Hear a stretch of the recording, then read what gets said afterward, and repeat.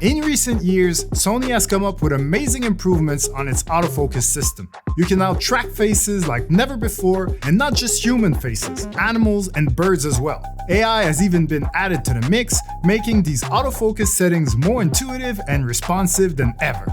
But in this video, I want to explain why, in the context of a sporting event, all this amazing technology is completely useless. Hey guys, my name is E. I'm a professional sports videographer with experience in the NBA, the NHL, the UFC, and the NFL.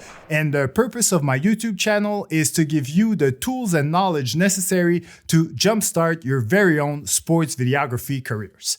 And today, I want to achieve that by giving some of you an autofocus reality check. Because you see, tracking, especially accurate tracking, is an amazing thing to have when producing videos exactly like this one. As you can see, if I'm moving to my left or to my right, if I'm going further away or getting closer to the camera, the tracking is able to stick to me and keep me in focus at all times. But the problem when filming sports is that unless you're filming an individual sport like tennis, there's very rarely only one person at a time in your frame. More often than not, there's 2, 3, 5, maybe even 10 people in your frame. So even if your camera is able to track people perfectly, there's still no way for it to know specifically which person in your frame you actually want to track. Because unfortunately, your camera is not a sports fan and it has no idea that the player with the ball is the one that you're trying to track. All the camera sees is a bunch of faces and it's randomly trying to decide which one is the most important. So even if you have all the latest autofocus technology in your camera, what ends up happening is one of three things. Number one, the camera does track the right player and your footage looks great.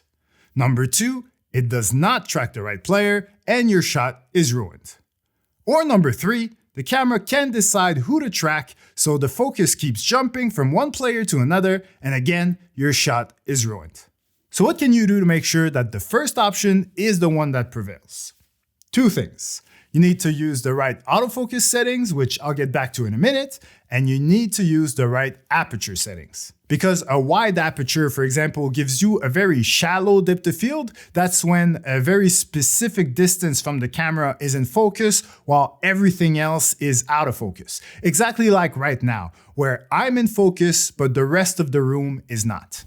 On the opposite end, a narrow aperture gives you a deep depth of field where a much greater distance can be in focus, again, like right now.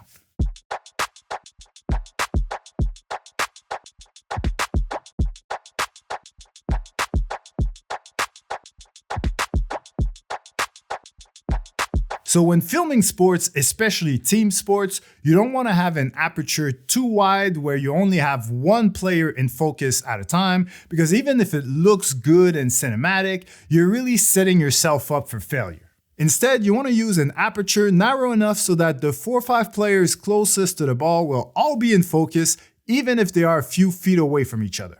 I personally recommend an aperture between f4 and f5.6. Within that range, most players around the ball will be in focus, but the background and the players much further away will all be blurry and out of focus.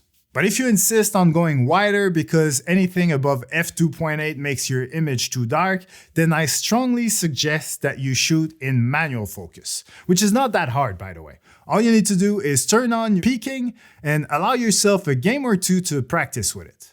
But if you really don't want to miss anything, no matter what, no matter the sport, no matter how many players are in the frame, what's going on, then I suggest using autofocus, but with an aperture of around f9. But unfortunately, unless you're shooting outdoors in broad daylight, your image will definitely get dark, which might force you to push up the ISO and introduce some noise or grain into your image. And I know that it's annoying to sort of lose some image quality by adding some grain and stuff, but at the end of the day, if I have to choose between grain or the possibility to ruin a very important shot because it might be out of focus, personally, I think that you can always manage noise or grain in post-production to a certain extent, but a shot that's out of focus is out of focus, and there's absolutely nothing you can do about it.